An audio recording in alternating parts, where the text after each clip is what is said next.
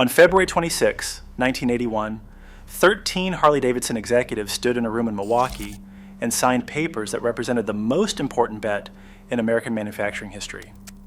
They had just borrowed $80 million to buy their own company back from AMF, the bowling equipment conglomerate that had owned Harley-Davidson since 1969 and had nearly destroyed it. The man leading the buyout was Von Beals. The 13 men who signed included Willie G. Davidson, Harley's design chief and the grandson of the company's founder. They believed they could save the brand that had defined American motorcycle culture for 78 years. By the end of 1982, they were 6 weeks from bankruptcy. The Evolution engine, the Evo, had not yet arrived. The Shovelhead was still the machine, and the Shovelhead, after years of AMF production pressure, had a reputation that no amount of heritage marketing could fully overcome. A new Harley in 1982 had a documented reliability problem. It leaked oil. It needed attention. The Japanese manufacturers were producing machines that started every morning and required nothing beyond scheduled maintenance. Harley's market share in the super heavyweight category had fallen from 80% in 1969 to something closer to 15% by the early 1980s. At the exact moment Harley was fighting for its life, Kawasaki was building a motorcycle that would change everything again. The GPZ 900R, the first machine they would call the Ninja, had 16 valves, liquid cooling, an aerodynamic fairing, and a top speed of 115 miles per hour. A machine so far beyond anything that had preceded it in the sport category that its arrival in 1984 is the moment that separates the motorcycle world that existed from the motorcycle world that followed. The 1980s is the decade those two stories ran in parallel, the death and resurrection of the American iron tradition on one track, and the birth of the Japanese sport bike revolution on the other. They ran within miles of each other on American roads, served completely different riders for completely different reasons, and they have never fully shared the same cultural conversation since. This is the decade that split American motorcycle culture in two. The Harley-Davidson Evo engine, the Kawasaki Ninja, the sport bike revolution, the HOG Club that saved an American company, and the specific cost of everything that was done to survive. To understand what the 1980s Harley-Davidson resurrection actually was, you have to understand the full depth of the hole it was being dug out of. The AMF story is often told as simply a quality problem, and it was more than that. American Machine and Foundry purchased Harley-Davidson in 1969 for $21 million. AMF was not a motorcycle company. It was a conglomerate with product lines that included bowling equipment, golf equipment, industrial machinery, and recreational products. The acquisition made financial sense. The motorcycle market was exploding in the late 1960s, and Harley was the dominant American brand. AMF had capital and production expertise. Harley had brand equity and a manufacturing base. What AMF did with that combination was push production hard. The motorcycle market was growing, and they wanted to capture the growth. Before the AMF acquisition, Harley was producing approximately 16,000 motorcycles per year from its Milwaukee and York, Pennsylvania facilities. AMF pushed that number towards 75,000. Production nearly quadrupled in a period of a few years.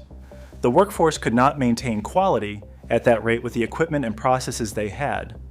Reports varied, but documentation from the period suggested that as many as a third of motorcycles leaving the factory had significant quality issues requiring dealer attention before delivery. Workers who had taken pride in building a machine to a standard found themselves on a line that prioritized speed over quality. The result was a 100-day strike in 1974. Workers who understood that the product they were being asked to build was not the product that Harley-Davidson's reputation had been built on walked out. The nicknames that riders gave AMF Harleys, like Hardly Drivable, Hogley Ferguson, and Hardly Abelson, were not affectionate. They were accurate descriptions from riders who had bought machines expecting the Harley reputation and received something that fell short. Harley's market share in the super heavyweight category collapsed not because the Japanese were better marketers, but because the Japanese were building better motorcycles. When 13 executives borrowed $80 million in February 1981 to buy the company back, they were not just buying a manufacturer. They were buying a broken production system, a damaged reputation, a demoralized workforce, and a brand whose name still meant something in the culture, but whose machines were being beaten in every measurable performance and reliability category by competitors who had been studying the American market for a decade. The specific thing those 13 men understood that AMF had not was this. Harley-Davidson was not a motorcycle company that had a brand. It was a culture that had a motorcycle company inside it. The machines could be made better. That was an engineering problem, solvable with investment and discipline. The culture was not replaceable at any price, and the culture was still alive in the garages of the riders who had stayed loyal through the AMF years, not because the machines were good, but because the identity was something they were not willing to surrender to a bowling equipment company. The Evolution engine arrived in 1984. The name was deliberate. Not a revolution, an evolution. The marketing emphasized continuity with the machines that had come before.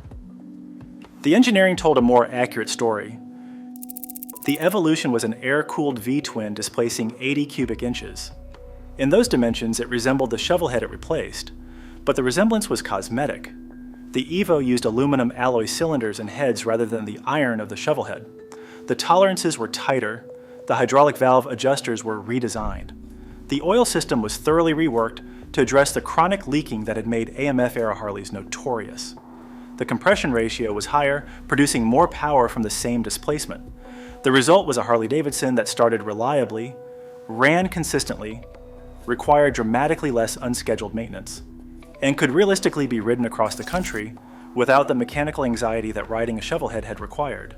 The comment left on the Evolution Buyer's Guide video, published 3 years ago and still actively receiving riders who want to document their machines, says everything your audience needs to hear about what the Evo meant. I bought 2 new Harleys in the early 1980s to help Harley stay afloat. That comment is from a rider who had the loyalty before the product justified it. The Evo was the product that finally justified the loyalty. The Evo's reliability was not just a quality improvement, it was a cultural restoration. The working-class rider who had built Harley's culture for 60 years had stayed through the MF disaster because the identity was real, even when the machines were not fully reliable. When the Evo arrived, the machines finally matched the identity. The riders who had been loyal through the bad years were rewarded not with a new brand, but with a machine that was finally worth the loyalty they had maintained. The 1984 Softail, introduced alongside the Evo engine, was the visual statement that completed the restoration.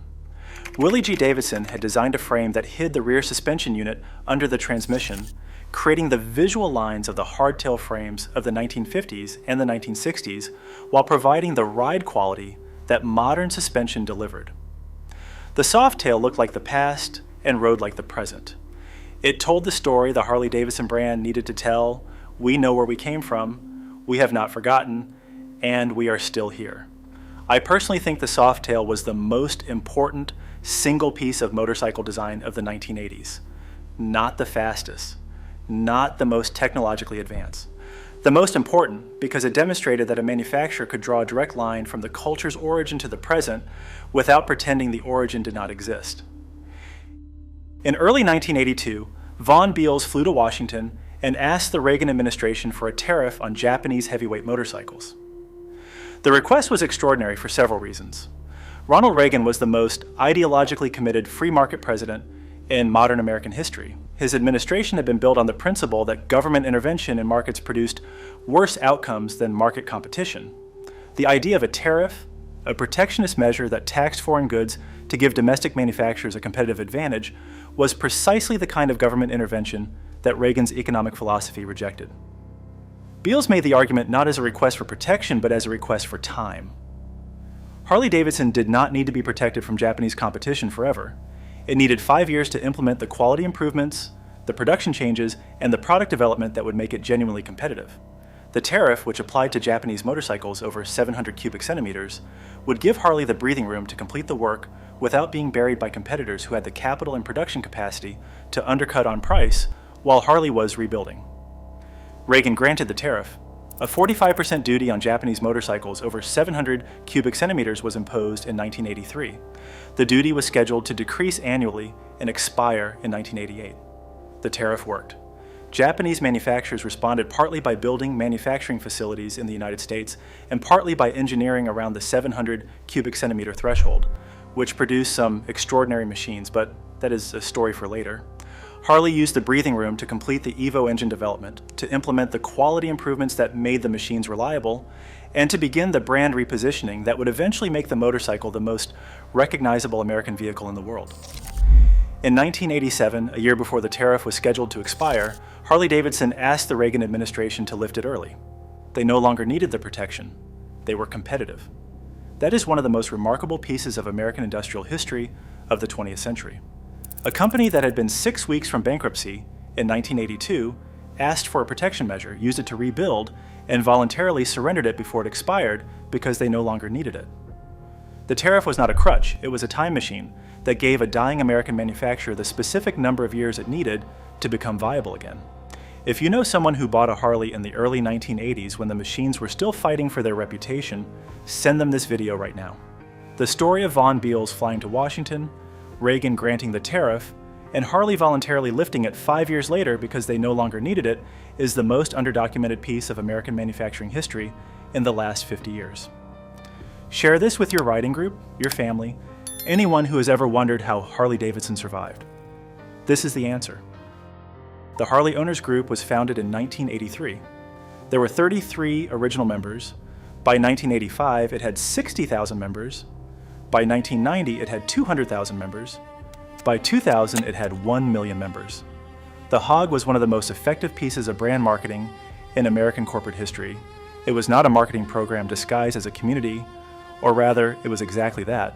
But the community it created was genuinely experienced as community by the people in it. The Hog organized rides. It connected riders across chapters.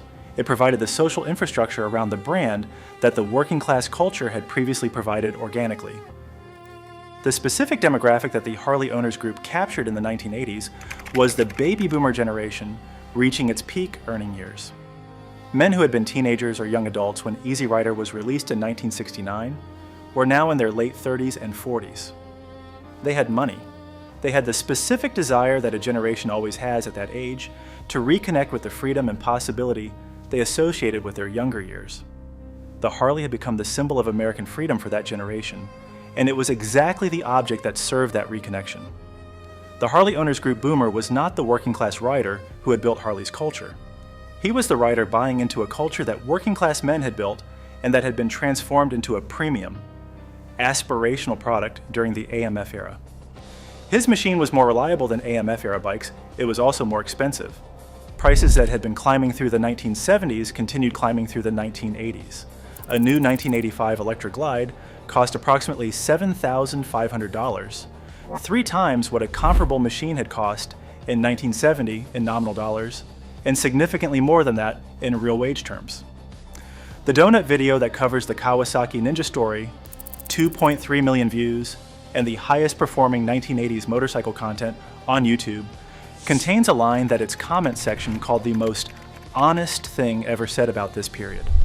The line said that all those rebels without a car who made Harleys cool had gotten older and had started ruining the world. That is, entertainment writing with specific historical accuracy. The men who had made the Harley culturally powerful were the working class riders of the 1950s, the 1960s, and the 1970s. The men who were buying Harleys in the 1980s and the 1990s were largely their economic superiors, professionals not tradesmen, aspirational consumers, not working transportation riders. The Harley was not ruined by this transition. The company was saved by it. But the culture that had existed before the transition was transformed in ways that working class riders who had built it would have recognized as a trade they had not chosen to make. In January 1984, Kawasaki unveiled the GPZ 900R at the Cologne Motorcycle Show. They called it the Ninja.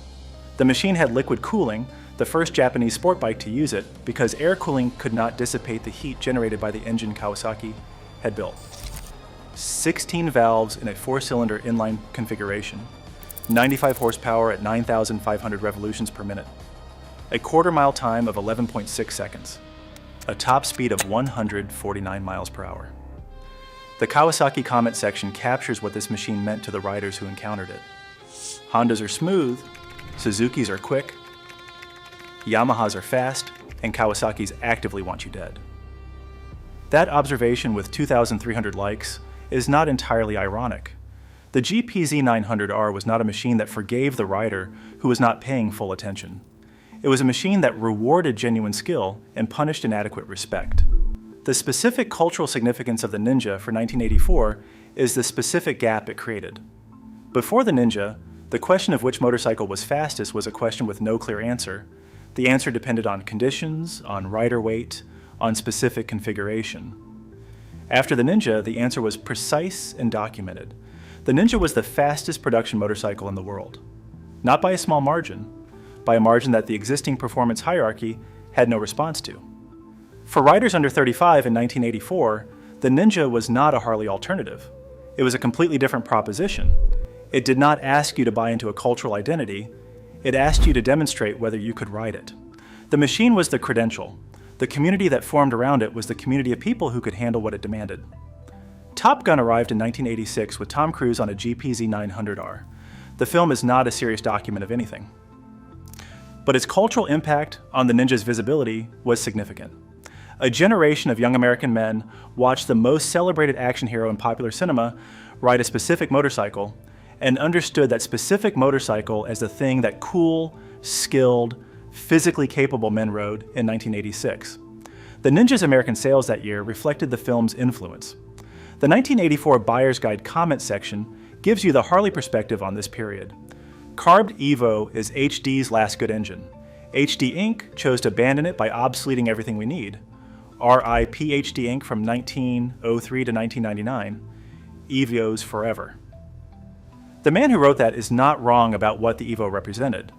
He is also not the same person as the man who bought a Ninja in 1984. These are two completely different riders with two completely different relationships to the machine. And the 1980s is the decade where the distance between them became permanent. The Kawasaki Ninja was not the end of the story, it was the opening move. Honda responded in 1984 with the VF750F Interceptor, and then in 1986 with the VFR 750F, a machine that refined the sport bike formula with Honda's characteristically engineering-obsessed approach. The VFR added gear-driven cams that produced a specific mechanical sound unlike any other motorcycle engine, a high-frequency whine that became the signature of the machine and that riders who owned them still describe with specific nostalgia. The VFR was not the fastest machine of its era, it was the best sorted. The machine could be ridden quickly every day without demanding the rider's complete attention for survival. Suzuki produced the GSX R750 in 1985, a machine built around the specific philosophy of removing everything that was not necessary for speed. The GSX-R was lighter than the GP's 900R despite comparable power. It had a monoshock rear suspension that Suzuki had developed from their endurance racing program. It had fully floating brake discs that had been proven in competition. It looked like a race bike because it was built from race bike engineering applied to a production machine. The 1980s sport bike competition between Honda, Kawasaki, Suzuki, and Yamaha was the most concentrated period of genuine motorcycle engineering advancement in American history. Each new machine was faster, lighter, better braked, and better suspended than its predecessor. Each raised the performance floor for the category, and the riders who bought these machines were participating in an escalation whose endpoint nobody was managing. The performance gap between what the machines could do and what the average young American rider had the skill to manage was growing with each generation. The Ninja could reach 149 miles per hour. The rider who bought a Ninja at 22 years old and had been riding for 2 years was not capable of using 149 miles per hour safely. The machine's capability was not the rider's capability. And that gap, which would widen through the 1990s as the machines became even more capable, was not a problem the manufacturers were motivated to solve. More capability sold machines. The consequences of selling machines to riders who could not handle their capability were consequences that the riders and their families bore, not the manufacturers. By the mid-1980s, two completely distinct motorcycle cultures were operating simultaneously on American roads. The Harley culture, rebuilt around the Evo engine, and the Hog, with its rally events, its organized rides, and a specific aesthetic of chrome and leather, and the big twin V-twin sound, was attracting the baby boomer demographic that was now the dominant consumer force in the American economy. These riders were in their late 30s and 40s. They were buying Harleys as a statement about identity heritage, and the freedom they associated with a youth they were reconnecting with through a premium consumer product. The sport bike culture, GPZ 900R, VFR 750, GSXR, with its aerodynamic fairings and racing-derived performance and a completely different aesthetic of speed rather than tradition, was attracting younger riders. They were men in their 20s who were not interested in heritage, who were not buying an identity, who were buying the fastest thing available, and trying to figure out whether they could handle it. These two cultures shared American roads, but they did not share a conversation. The Harley rider and the sport bike rider in 1986 had essentially nothing in common beyond being on two wheels. Their machines were built for different purposes, maintained through different practices, ridden in different styles, and valued for different reasons. The two-lane road in 1986 might have a Harley Road King on one side and a Kawasaki Ninja on the other. Both riders waved at each other. They did not understand each other. That moment, that specific mutual incomprehension on the American highway, is where the split in motorcycle culture that would define everything afterward became permanent. Not hostile, not overtly adversarial. Simply separate. Two cultures that had emerged from the same machine had arrived at completely different places and were now moving in completely different directions.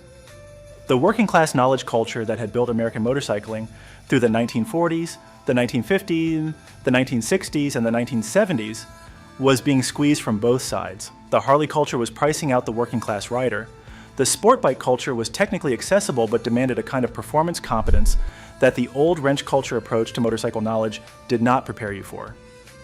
The story of these two cultures running parallel through the 1980s and never quite finding a common language. That is the story every motorcycle rider in America has felt, but nobody has told clearly. If you know someone who rode in the 1980s, whether they were a Harley rider or a sport bike rider, or someone who remembers both cultures from opposite sides, share this video with them. Post it anywhere riders talk about what motorcycles were and what they became. This is the history that explains the split every rider still feels when they pull up next to a machine completely unlike their own. By 1989, Harley-Davidson had completed one of the most remarkable corporate turnarounds in American history. Market share in the super heavyweight category had recovered significantly. The waiting list for new Harleys, a phenomenon that would have been unimaginable in 1981, existed and was growing. The Hog had become the most successful owner community in motorcycle history. The tariff had been lifted early. The Evo was being praised by riders and mechanics for the reliability that the Shovelhead had never consistently achieved. What had been traded to get there was the working-class accessibility that had defined Harley's relationship with its core riders for 60 years. A new 1989 Harley-Davidson Softail Custom cost approximately $9,000. The median American family income in 1989 was approximately $34,000. The motorcycle that had cost a factory worker 3 months of gross income in 1972 now cost a factory worker nearly 3 months of gross income, in nominal terms similar. But the product had been repositioned. The buyer was no longer expected to be a factory worker. The buyer was expected to be a professional, the aspirational consumer, the man who wanted the symbol of working-class freedom without the working-class income that had originally produced it. The sport bike side of the decade ended with machines that were genuinely dangerous in the specific way that high-performance machinery is dangerous when it exceeds the competence of the average rider. The GSX R1100 arrived in 1986. The Kawasaki ZX-10 arrived in 1988. The Honda CBR 1000F arrived in 1987. Each of these machines had power outputs and top speeds that the manufacturers were starting to acknowledge, at least internally, exceeded what most riders needed or could safely use. The performance war continued anyway, because performance sold machines, and the machines that performance sold were generating revenues that no manufacturer was willing to sacrifice to a safety argument. The 1980s ended with American motorcycle culture split in a way it had never been split before. Not between outlaws and straights, as in the 1950s, not between working-class riders and the counterculture, as in the 1960s, between two completely distinct communities that had each developed internally coherent cultures and aesthetics and values, and that had almost no common vocabulary with each other. Both communities were real. Both produced genuine riders. Both had their own versions of the knowledge culture. The Harley mechanic who understood every aspect of the evolution engine was as competent in his domain as the sport bike rider who could carry corner speed through a canyon road at the limit of the machine's capability. But the culture that had unified all of American motorcycle riding, the working class culture of the machine as a practical and honest tool, understandable by anyone willing to pay attention, was no longer the center of what American motorcycling was. It had become one option among several.